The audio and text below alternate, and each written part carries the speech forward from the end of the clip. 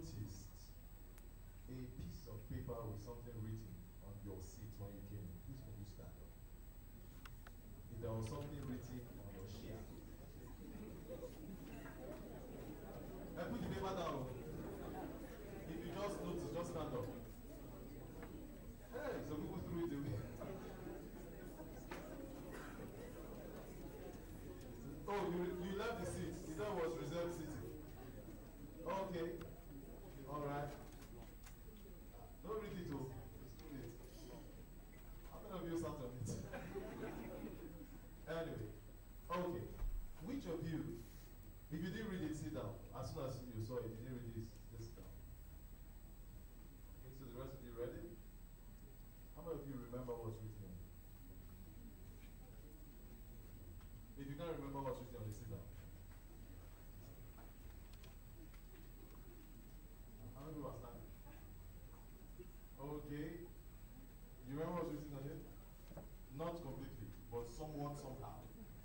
Semi-completely. You remember what's written on yours? What does yours say? Don't remember everything. Oh, you don't remember everything? Okay, paraphrase. Just give me an idea. What did it say to you? Patriotism.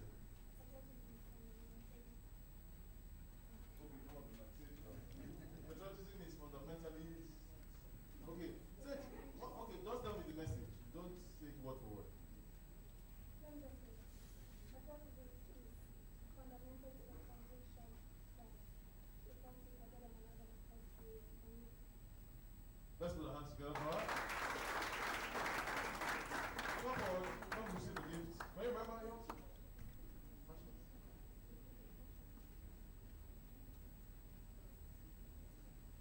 Okay, just come forward. Both of them receive gifts. Now, the essence of this, it is in our culture, information just travels past us. Somebody else? Yeah, oh, there are more. Okay, all of you come forward. I know you would like church. Let's clap for them. Let's clap for them. But when you see something, do something. Some people threw the paper away. At least hand it to the ushers. Do something about it. Clap for him. Clap for him. Are you sure?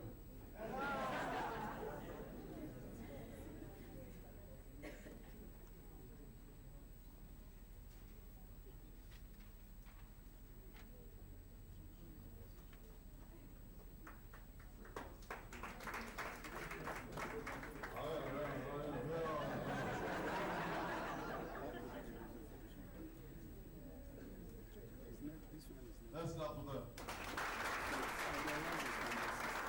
The message behind this is that do something with the information that comes to you. Don't just brush it aside and don't just think, don't just interpret it anyhow. Somebody saw that piece of paper, know that was on this. Alright, clap for yourselves. Maybe I was not there, your chair. Right, you want to sit on it. Okay, we're going to be having our second panelist session. Please to tell us a little about it and then we'll proceed. Okay, she just want to tell us a little. Should we keep busy? Let's keep busy. Keep busy. Just call the panelists. Okay, we'll be having Pastor Shirley Umosu. From the panelists, we begin to suspect. Tony Ubenge and Mrs. Vashti Baruku. Mrs. Vashti Baruku. Mr. Obi Brown will handle the sessions. I hope they will be better about looking at the all right.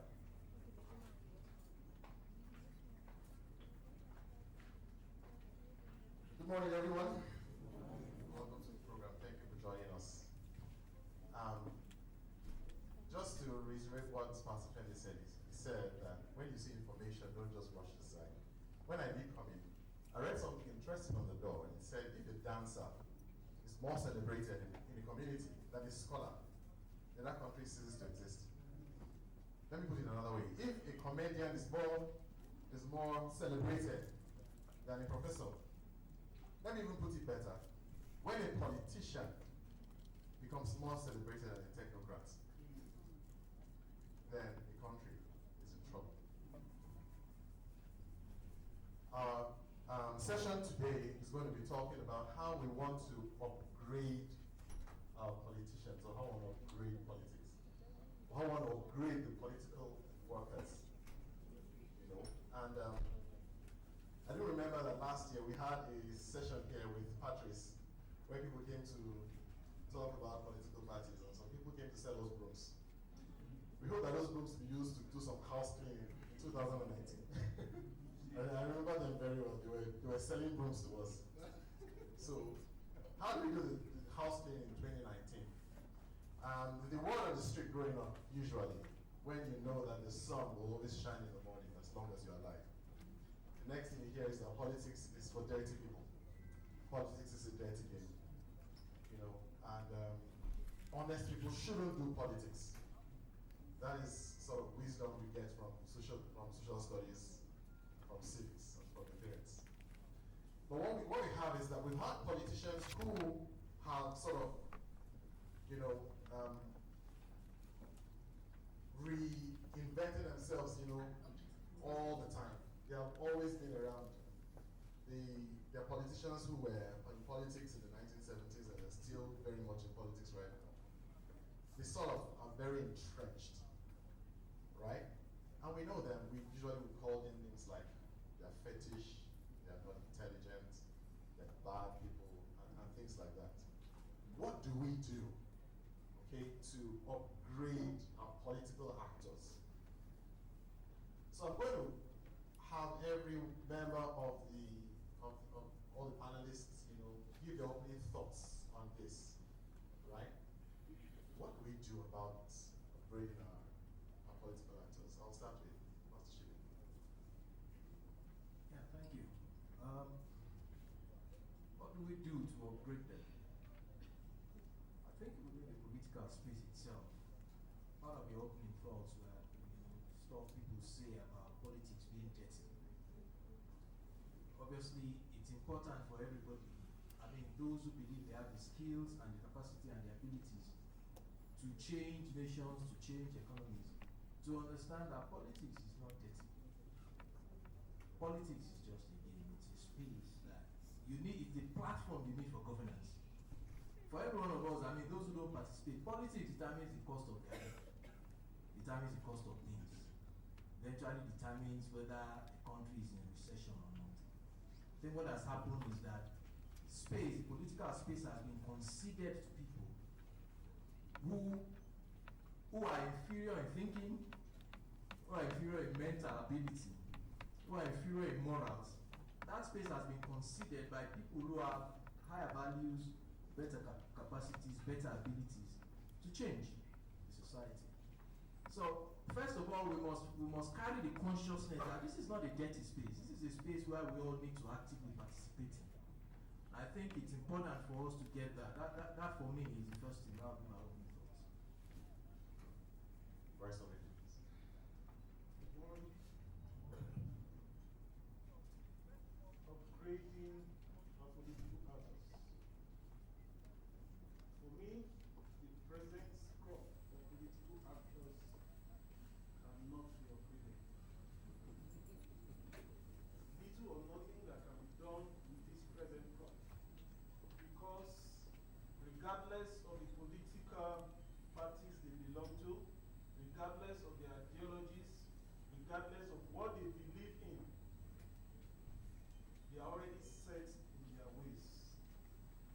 So if you ask me, the question of upgrading shouldn't be with regards to those who are already the political gladiators. It should be with regards to those who have the inclination to play a role with regards to politics. So, what do we need to do to upgrade the political space? It is for the people to begin to take politics in their own hands and play their role. How?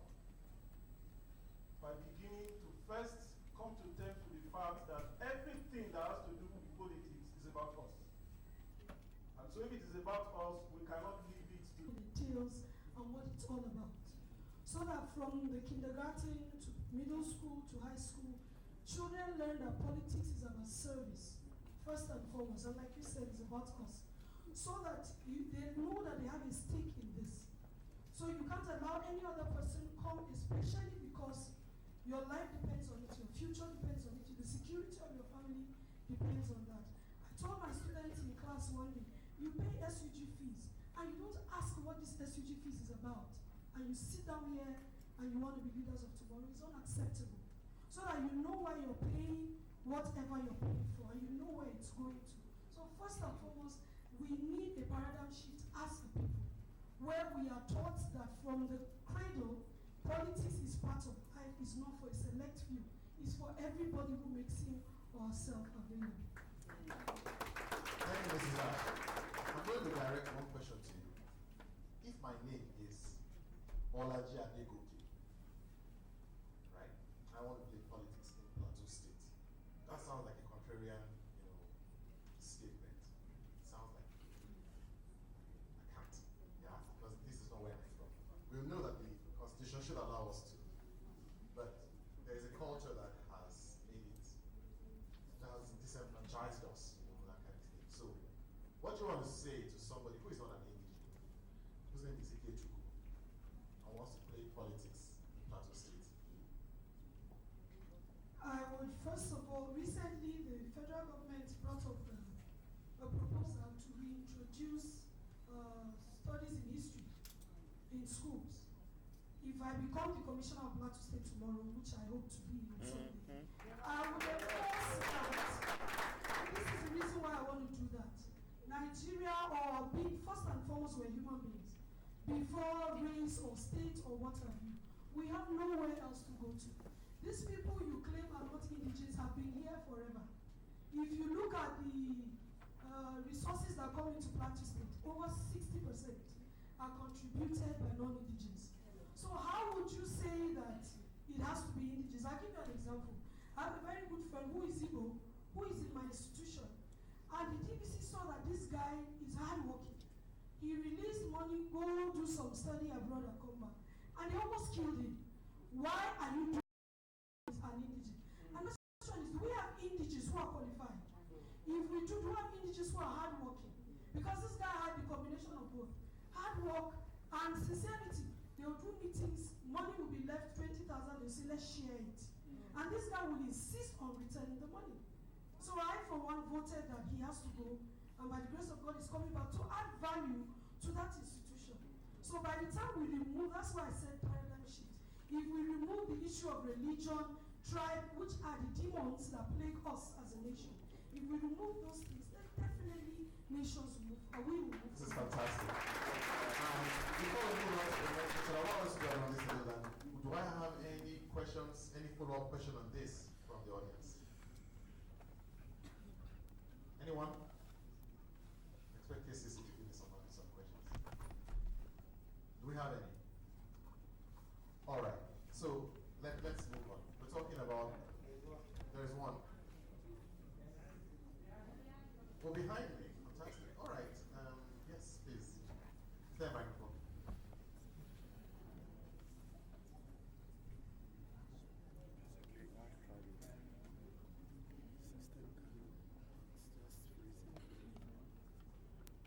Someone said that one of said that politics is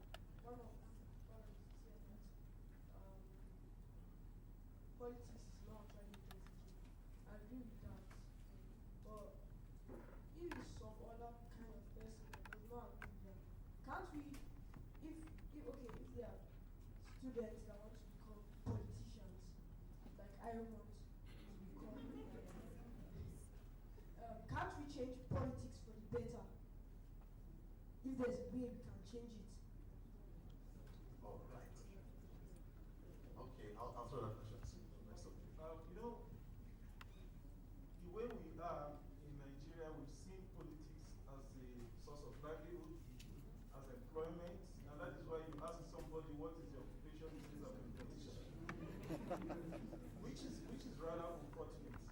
Like I said, possible to change. It is possible. But you see, for you to change the present crop, you must bring something on board. Now, and I think that the best way for you to bring something on board is not to go in there and believe you can change the system. It's rather better if you go in. Okay, let's just paint a typical scenario. We have a movement and we go into APC. It will be practically impossible for you to change APC the way it is configured in the next 4 years. But it is possible for you to build a movement that will stand at a parallel position with the constitutionalized or institutionalized political platforms. But again, don't expect that in the next 4 years you will make that difference. No. You must be willing to pay the price of a waiting game. Because we need to test you. We need to see you prove yourself without any political office. And that is why the point she made is quite profound. At that level of the institution, she's taking a position. You get? Now, if she's taking that position, it means that you must go beyond that position. Politics, the way it is a matter of numbers. You can't run away from that. So, if you don't have the followership, you cannot make that positive impact. Now, what we have to contend with today is tribe and religion.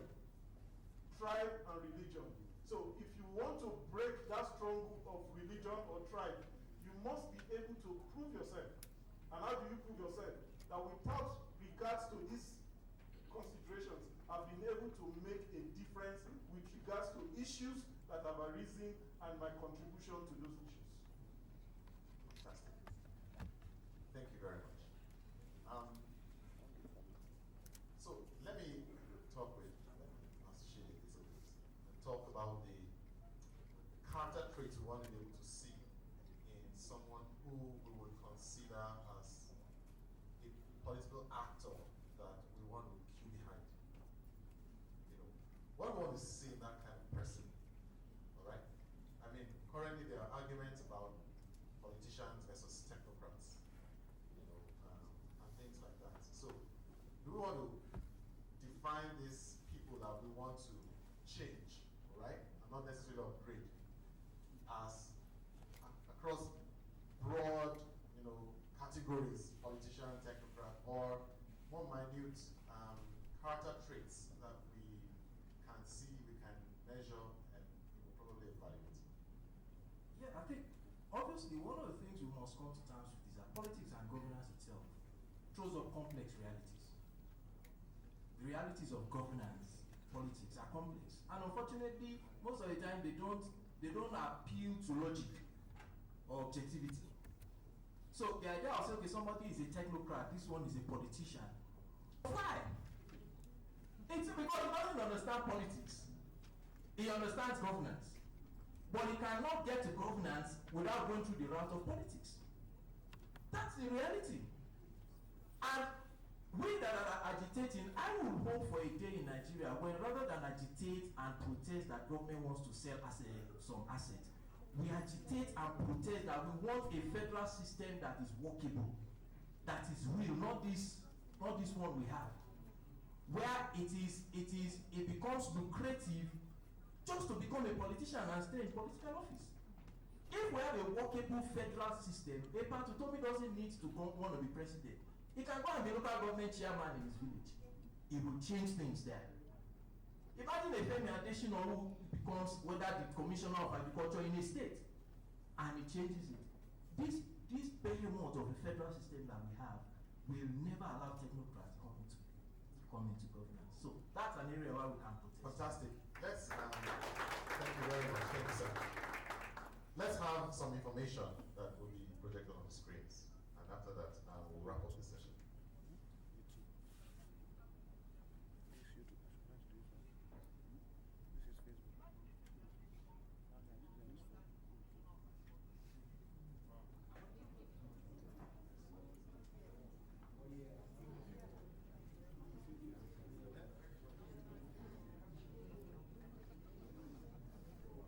All right.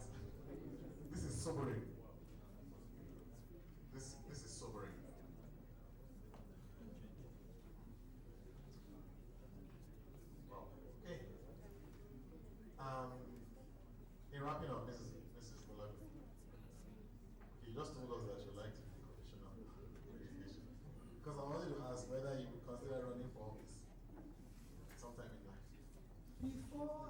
get there, I remember in church, some of the things I kept hearing was the fact that I needed to affect my community.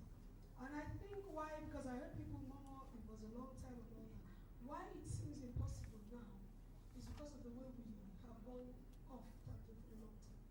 But you know you can start, and that is with the face of love. Love shows no respect. That's the truth. If you begin to, in your affect, I remember a time somebody came to my house and I was not around. And the children in my neighborhood stood by the gate and told the man, she's not at home. Go away. Because as far as they're concerned, there were stories about thieves coming in. And they felt this is our house. We need to protect it. Why? They come in to play ball. When it's time for mangoes, they come and pluck mangoes, pluck pear, fetch water. You don't give them money, but you give them things, you encourage them out in school. You see that their shoes are torn, you say, okay, let me get a sandal. The boy feels you are part of him. So tomorrow, I'm not even looking to get there first. He's in my community. And that's why I'm a member of the opposition party, because we're coming back 2019 to help our community. You want to sweep them away. Yes. So that with our little acts, we're beginning to do, not because we want to run for office, far from it. We just want to better the lives of people around us. Now when we do that, it will be impossible for them not to elect you. They see your poster, they will say, Sekai.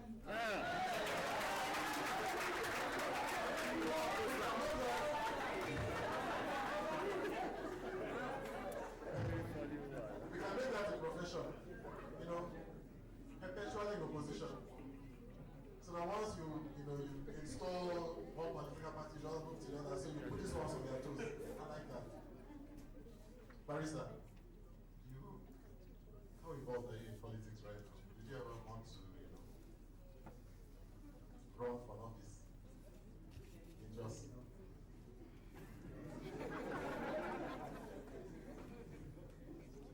Well, my involvement in politics is to the extent that I've been registered voter.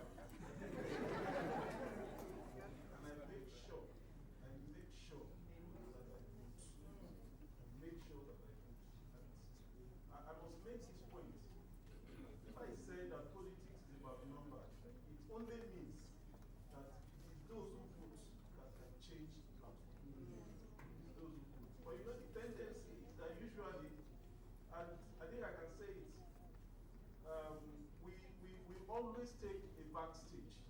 If registration of voters starts today, you will see people of like minds going to vote, going to register a day or two before the closing dates.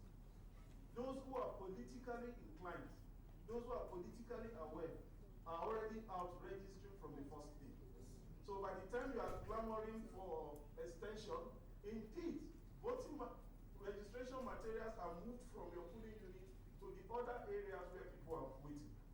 So, beyond just being a registered voter, because you are a registered voter, you have a stake. You can also be able to say, I believe in this candidate better than this candidate. But you can only believe in a candidate that you know. If you don't know a candidate, you cannot believe in that candidate. So, not all of us, I should say, not all of us would find ourselves in that leadership position. But we can also play relevant roles to determine who occupies those positions. The post I saw, I questioned, could this be true in Enugu? And I had a think, yes, it could be true. Why? Because even the Enugu people must have voted for that guy. But he must have proved himself for him to be voted. Now again, you must also consider what was the political sittings as at that time. How many persons were inclined to even going into politics? If you want a repeat of that today, such a person must prove himself. And how does he prove himself? By being of service to the people. And that is why you see, like I said, we need a movement. What would that movement do? If you want to be governor here and you are not an indigene, you must start from being a councillor. And if you must be a councillor from Genta, you must serve the people in Genta. If you want to be a councillor here and you live in Redley, you won't be of relevance. Yeah. So you move from being a councillor in Genta to being a member of the house. You would find that the movement behind you in Genta alone would make a case for you. And so, well, like I said, running for political office, I don't want to rule it out. It is possible, but only when my people ask me.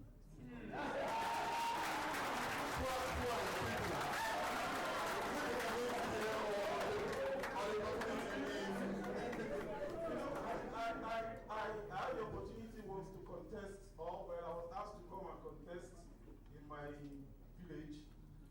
I was already in Jos, and of course the platform was there, but I took a lot of things into consideration, and I felt that it wasn't right. Now, if I need to run from Jos, I think I can. Whether I can muster the support now is a different thing altogether. But you see, if you must start something, you don't start with the intention of winning at the first attempt. No. If it comes to you, fine and good. But if it doesn't come to you, don't give up.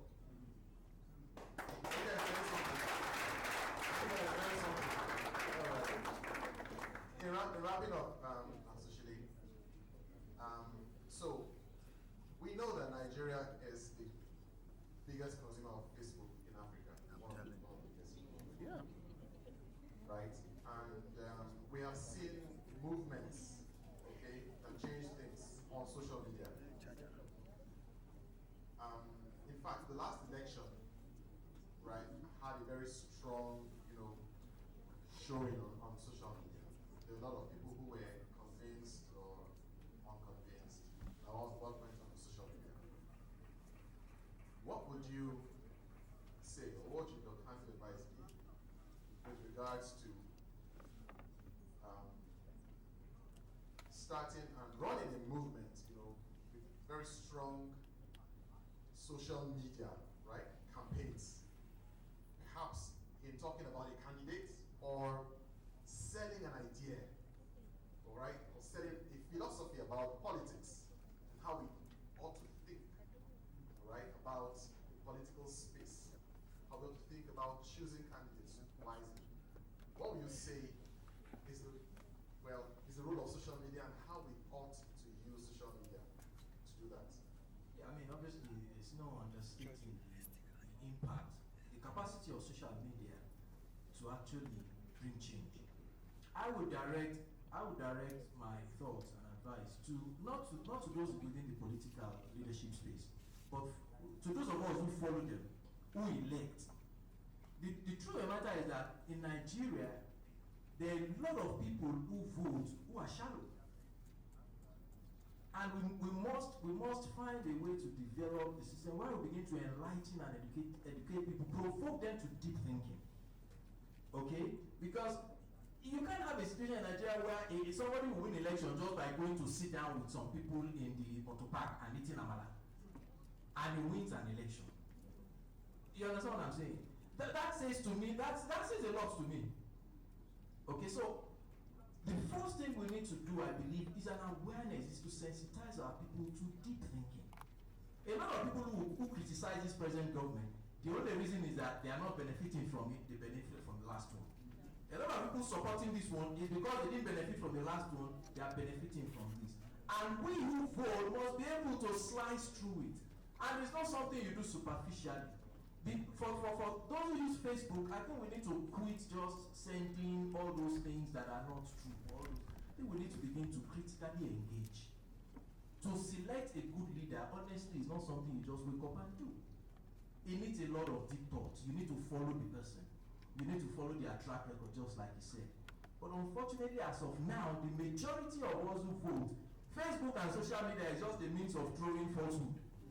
Do you know that Buhari's wife is wanted in America for stealing something? That one will trend all over the place. If you tell them, okay, this guy is coming, Prime Minister is coming now, he wants to contest an election, this is his track record. When I tell you, now that one will go chop. So until we come away from those things, I believe very strongly in what he said in the power of numbers. But people who will select, honestly, they must not make selection just on the basis of the man comes and is drinking palm wine with us. I don't want a governor who is coming to drink palm wine with me. It's got a serious work he wants to do. So if he's coming and eating palm yam or palm wine, he tells me he's not serious. Other Americans will say, you are president, you must not commit adultery. We can. For you, because there's a level of performance that is required. So those of us who use these avenues, let's use it positively. There's still a lot of things that are thrown about there on WhatsApp or Facebook that honestly leaves you just sad. And by young people, many of them, a lot of those things, falsehood. Some of it just based on what somebody else said. We got to think. The people who rule, they don't want us to think. So they do everything not to make us think. Because once we think, we remove them. But when we are not thinking, they will just give us one bag of rice. A thinking person will say, this man giving me one bag of rice. Is that what I will eat for 4 years? You understand? So part of our own agitation, I believe, and our own, whatever we are doing, is to enlighten our people, is to educate the populace. Think. That's all it's about. Don't just use Facebook to just throw somebody slept with this one, somebody stole that one. Let's engage critically. No religion, no tribe. We saw it in that the poorest countries are the ones who put religion and tribe and whatever in front. If the person is good, is good. And I believe we have the voices we have. Thank you so much, everyone. Thank you so much for your answers. Unless we change the status quo, nothing is going to change. And that is what we believe here. That the status quo is false and it must be overturned. Thank you so much for your time.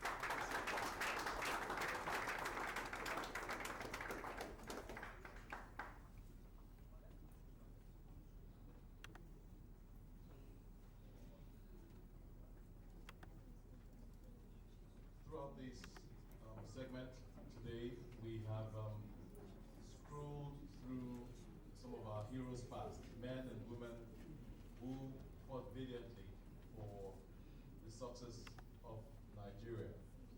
The critical question today is who's next? All of us in this room today have a role to play. We are next. We want you to sit back, continue to relax, and ponder what you will do for Nigeria. I want to thank our moderators and our panelists.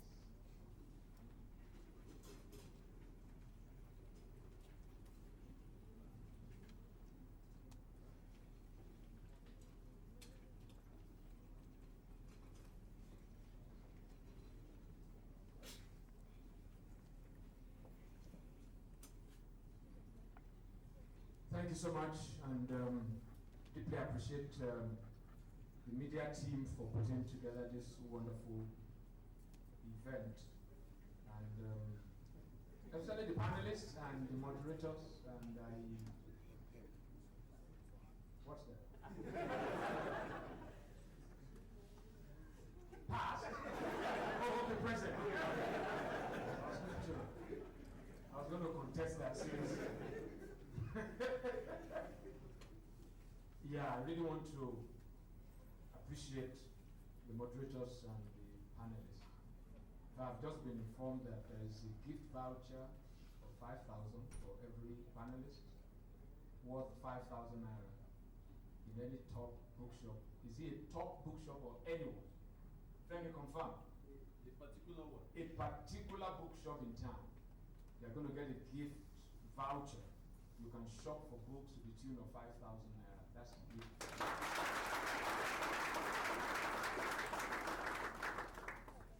I'm so excited about what has happened here today. But it's also a challenge. It is a huge challenge. Where do we take it from here? We can have a very good program, and all we take away is that, wow, it was streamed live on Facebook. People watch from Canada and Texas. But it is, what's next? How do we take this? You know, in Nigeria, we're not short of events, seminars. We might wait till another year, October 1st, and then have another one, right? But what exactly in concrete terms are we going to do with this? How do we really, really turn this into an action? Parisa spoke about movement. How do we really, in real terms, really start a movement? Right? this foremost Prime Minister of Britain, Winston Churchill, right? He quoted another icon, Alexander the Great. He was quoting Alexander the Great, and he said, Persians are always slaves because they don't know how to use the word no. Did you get that? He said Persians are always what? Slaves because they don't know how to use the word no. There is a particular word that we don't know how to use in Nigeria. That's no. That's no. There's a way we have been wired to continue to put up, tolerate. Shegun spoke about being resilient, right? I believe our own resilience is a bit negative. There is a way we put up with what we know to be wrong. But you see, saying no is not just activism. Saying no begins with being enlightened. It begins with being educated. It begins with a knowing. Because if you don't know, you see, we have come to a point in Nigeria now where everybody agrees, right, that there's something wrong. But you see, in realistic terms, something is not yet known to be wrong until we know what's wrong. You can be sick, you have all the symptoms, right? But before you can begin to engage in treatment, there must be informed diagnosis, right? Doctors don't like being told by a patient, I have fever. Right? In fact, old doctors, they tell you, how do you know the spelling of fever? Because fever to a novice is different from fever, right, to an informed person.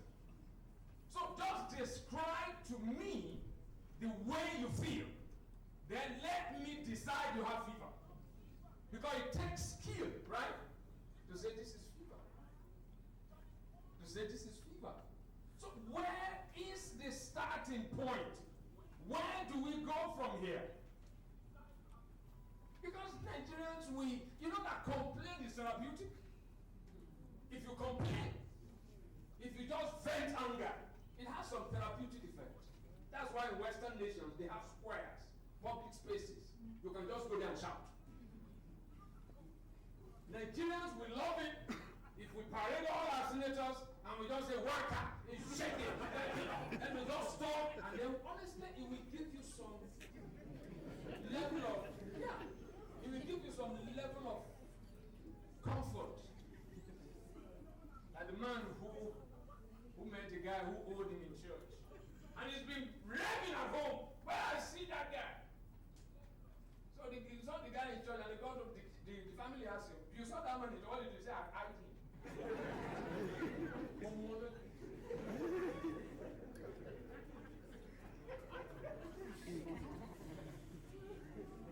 The starting point is a realistic acknowledgement that there is a problem.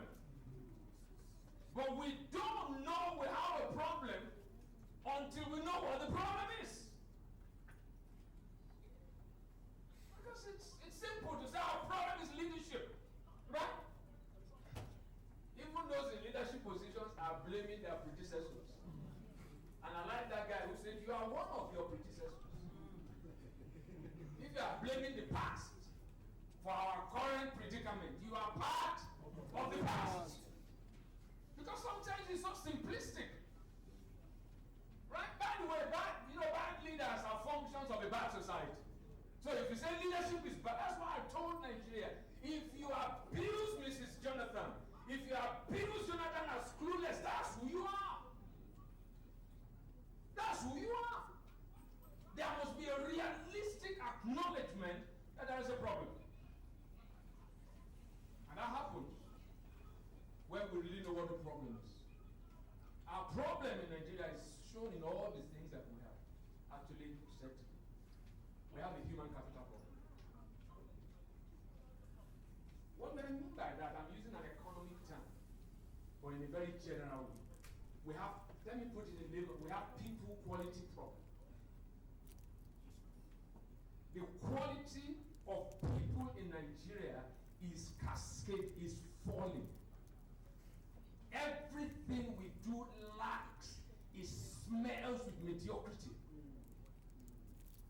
It smells with mediocrity. Our problem is not lack of institutions. Our problem is not bad leadership.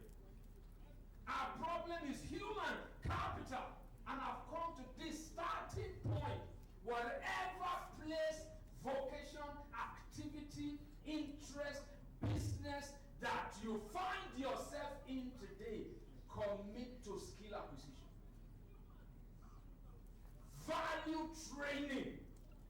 Look for those who have done something in that area. Come under their tutelage.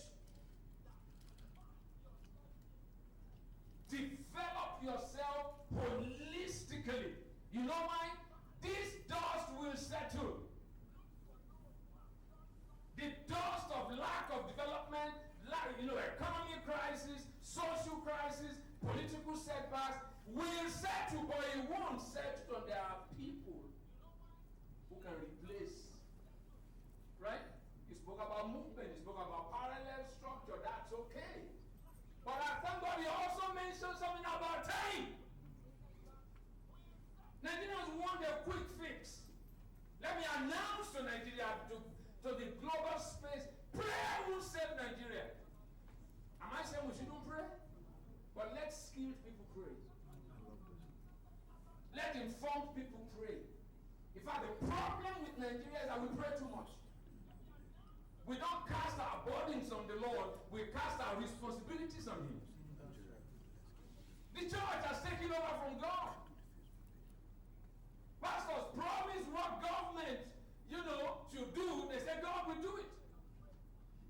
That's warping people's minds.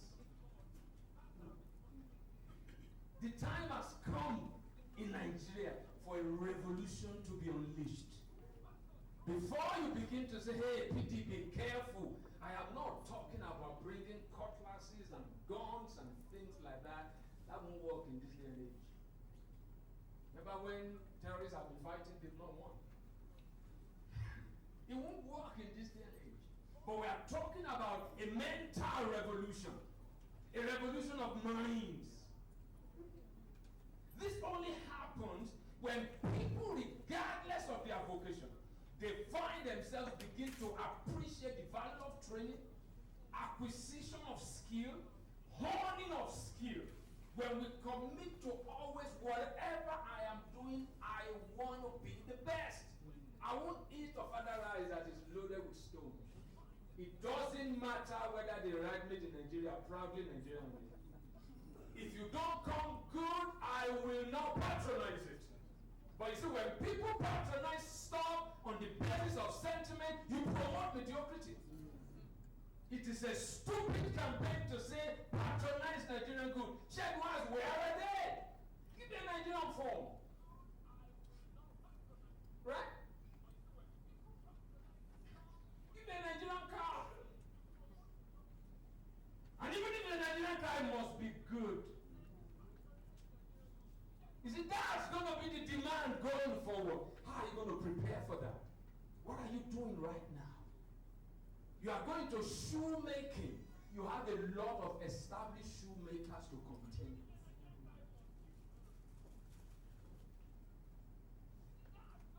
As somebody who makes shoes there, I say, can you wear your shoe? Can I wear your shoe? I won't buy it out of sentiment. I'll rather dash you money. So we still largely believe that anything can happen, anytime, anywhere, anyhow. That's a huge illusion. Church has not helped, but this church is helping. This church wants to help because the bulk of what people hear in church is not the gospel, it's magic. It promotes this scary culture. My challenge is simple. For us, even as we read this event, whatever vocation you find yourself, pursue acquisition and continual honing of skills. There will be a need for you later. I've you don't see good product being advertised on TV. You never see the advert of iPhone. Right? First day they open shop to sell any kind of fashion, they sell in excess of 10 million. They don't advertise. The money they commit, the others commit to advertising, they commit to developing a good product. First of all, it is human product that Nigeria needs. Nigeria needs human infrastructure. God has a particular pattern. Saul will continue to reign until David is ready. Wow. As long as the Savior is still in the manger, people will still die of sin and go to hell. People will go to hell not because there is no Savior, but because the Savior is where?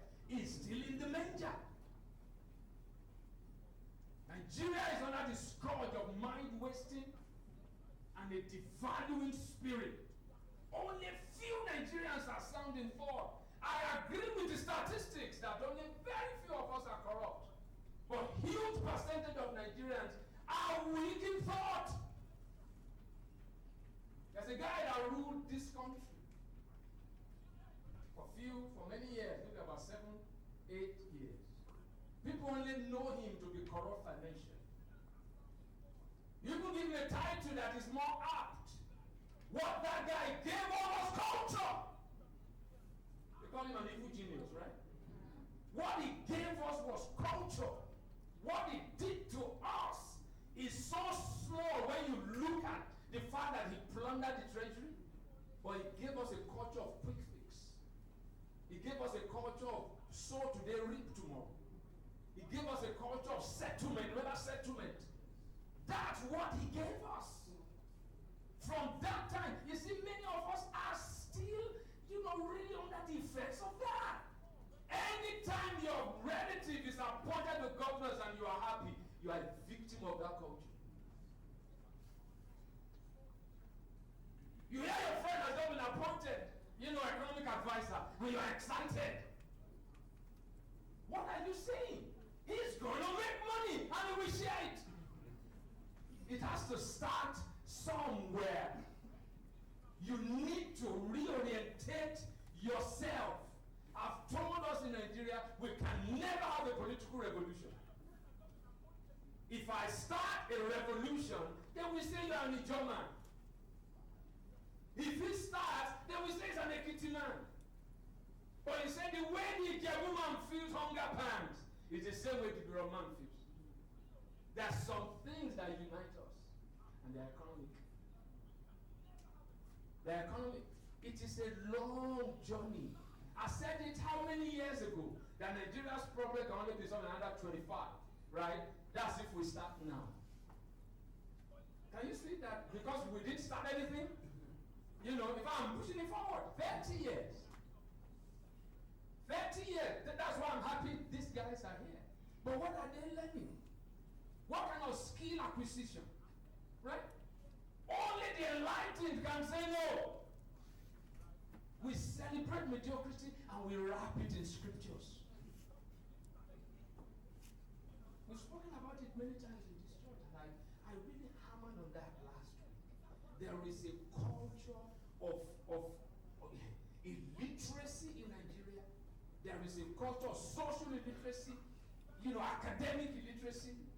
I went to a university not too long ago. I said, the VC of this university is not educated. Then the program for 10, he came at 12. That's the height of illiteracy. I'm worried about the progress of that university. I told a young man, since I became a believer, I've never been late to church. He said, how about unforeseen circumstances? I said, why are you talking about unforeseen? Why don't we focus on the foreseen? That's right. He said, what if I have a flat tire? I said, if you have a flat tire every week, you are a fool. You are irresponsible. But you see, we take excuses. Do you know one thing we need to build into our life is called order. It's called governance. If there is no self-governance, don't demand it. If you are going to govern, first of all, learn how to make your bed. These are undying truths and realities. We lack governance. I'm not talking about politicians. I told you I just got back from East Africa. I didn't see one person in Tanzania as rural as they are ride a bike without the crash helmet. You think our problem is institutions? Don't we have institutions? Do we have? Do we have? Is it strong institutions which you clamor for is because there are strong people. Working systems that you clamor for is because what? People make the system. People make institution. Politicians are people. You see, Jesus' word still rings true. Right? The children of the world are wiser in their generation than the sons of light. These things I'm telling you, they know. Wicked people know. They understand mentoring. They understand skill acquisition. I had a friend who was a politician while we were in Unilag. He was, at the time he was a student, he was already an errand boy for a notable politician. He was so committed to being mentored, he became the son-in-law of his mentor. If I mention this name, they are public figures. He became a son-in-law. He was a senator. He nearly became the governor of Lagos State. Before we restructure the country, commit to skill acquisition. Because in that restructuring, we will need skilled people. Right? Before we default power, to the commit to skill acquisition, because the power will go to skilled people. What is it that you are doing purposed to be the best in it? And you see, this morning as I was reflecting on this, I was given a new definition of problem. Right? It said problems are pregnant solutions. When you see a challenge, it is what? A pregnant solution. That is, there is no problem that the solution is abroad. For every challenge you have, for every problem that you have, the solution is inside the problem. If I'm telling you about skill acquisition, being enlightened, today the cheapest thing is information. That's the cheapest thing. To be skillful today is the easiest thing to do. My wife and I were thinking of goat herding. We wanted to rear goats. Right? And I went on Google, goat herding. Tons and tons and tons of information about how to start. Don't start big. Step by step, free PDF. The only thing it cost me was data and battery on my phone. Today, in this kind of world, average is a sin. To be average is a sin, is ungodly. This is the time when it says all things are possible. It's not a cliche. It is now crystal clear that all things are possible. Imagine the guy who put those information on the net charges. Because that thing is offering. In the real sense, somebody committed, right, himself to documenting those things. Listen, Nigeria, listen, world, especially my constituency church. The purpose of church is to provide leadership for nations by producing leaders. The moment you introduce structure, order into a certain environment, will begin to manifest. Making things difficult for us. We don't like order. We don't like structure. We don't like systems, and we want it. That's why I said, don't just pray for Nigeria to work. You might not be able to survive it. If Nigerian police go on strike for a day, many of you will go to jail. And you want an honest police force? Have you checked yourself? The Great Commission is not a soul-saving commission. It is a leadership commission.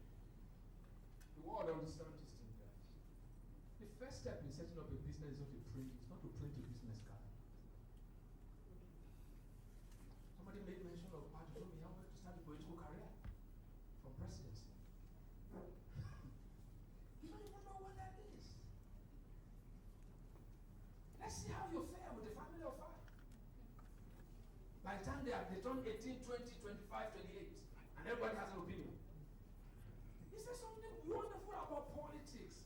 That's not where you go with a holy garb. The holiness there is inside. Because it's all about negotiating.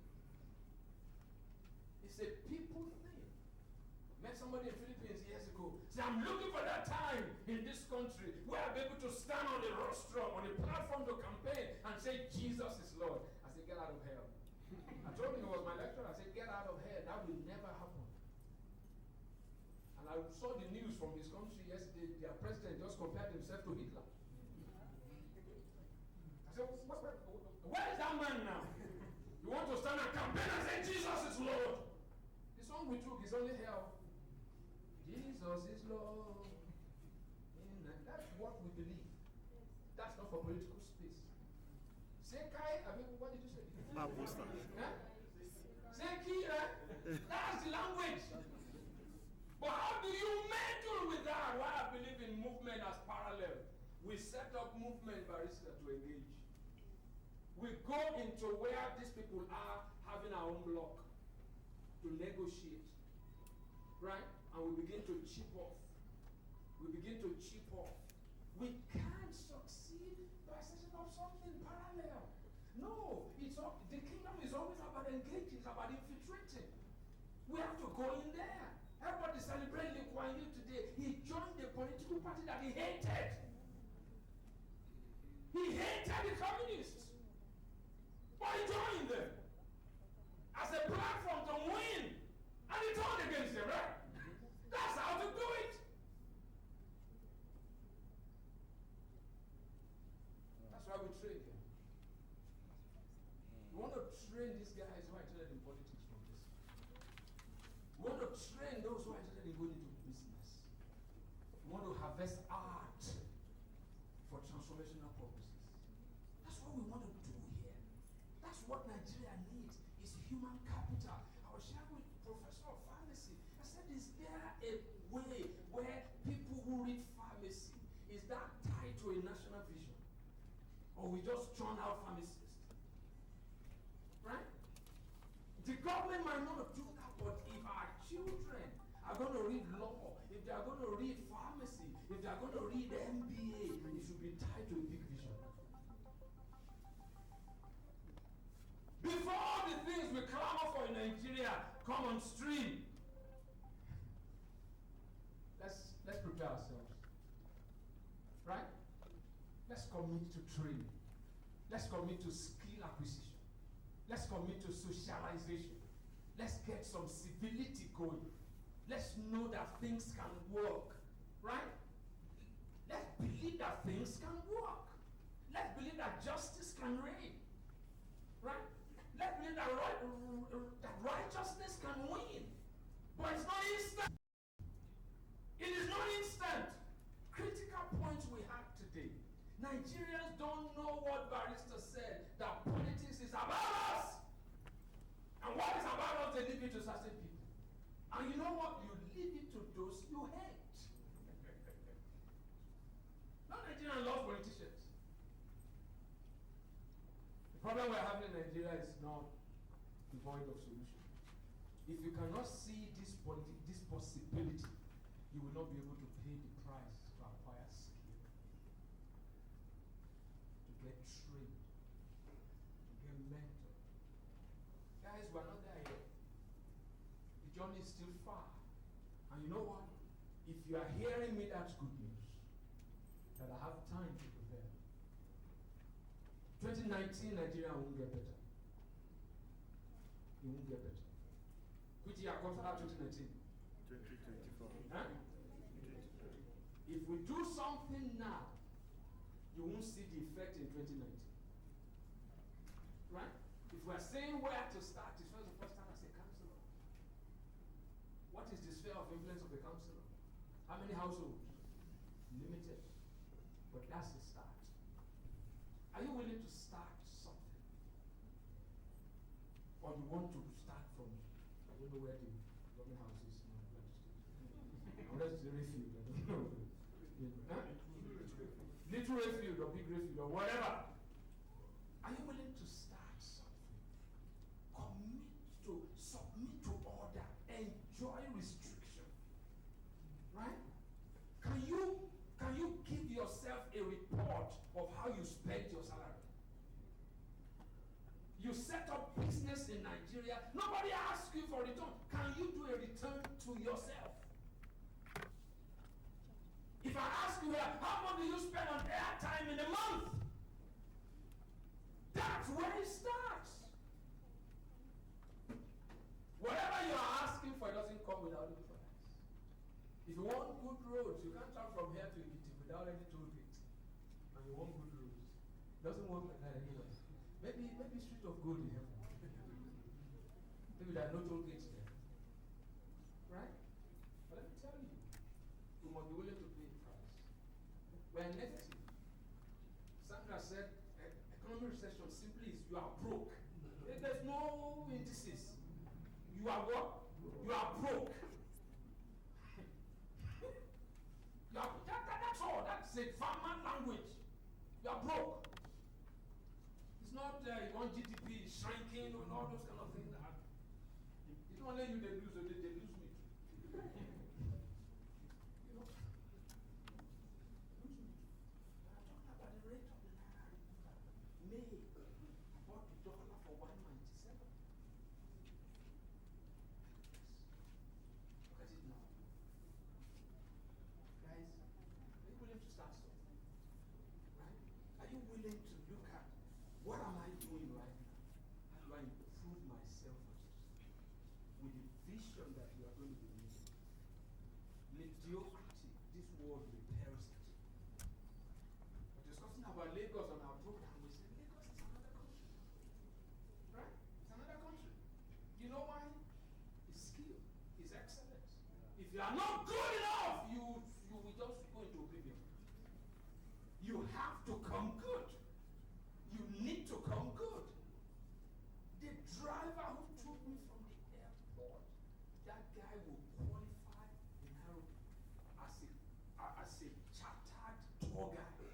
He knows everything about his city. He knows the history. That took me my mind back years ago. I spoke to the driver. I said, it was an Achapa guy who took me here. I said, do you have the map of Jos? Do you have the map of Jos as an Achaba rider?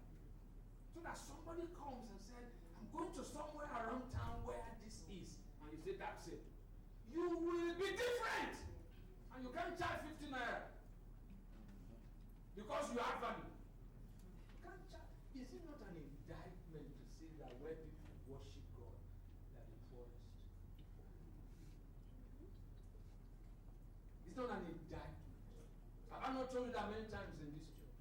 That the richest people on earth don't pay. But the interpretation people give is okay, you don't need to pay that. Skill. Whatever you are doing, you want to come. In a 2016 war, average is a sin against God and against man. Nigeria has been demonized with the spirit of laughter and comedy. If that's funny, then you are a victim.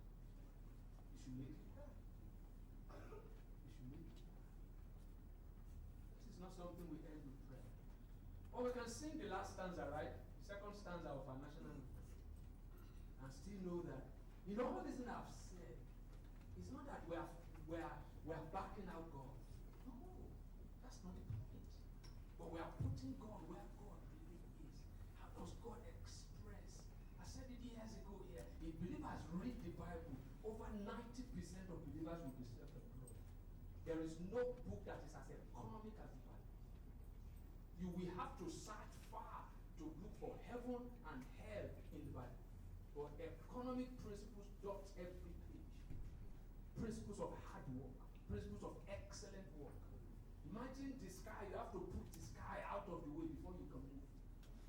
God arranged this place with the spirit of excellence. There is nothing God gave man in the Bible that was a finished product. Nothing. Because he wants man to explore. He wants man to be adventurous.